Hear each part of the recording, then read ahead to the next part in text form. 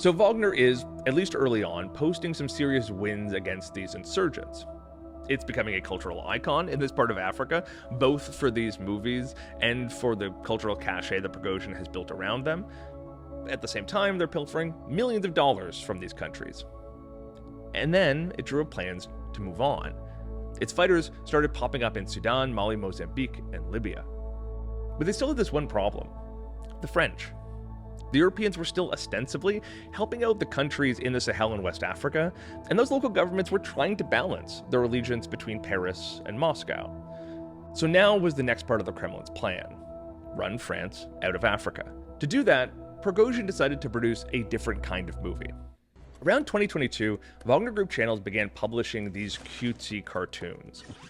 In them, France is depicted as a giant red-eyed rat burrowing through the homes of unassuming African villagers, or in another, French soldiers are mummified zombies lumbering through the streets.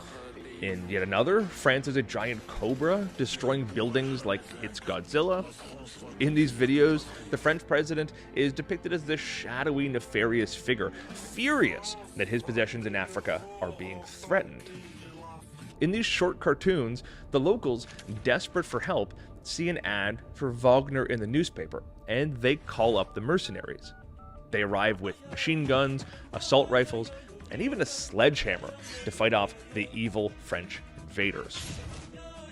These videos are set in Mali, where Wagner set up shop around mid-2021. But in the videos, the Wagner soldiers say their help is needed in Burkina Faso and Chad. And in these videos, the villains aren't just the jihadists and extremists who have been launching terror attacks and who have been trying to overthrow the somewhat democratic governments. It's the French themselves.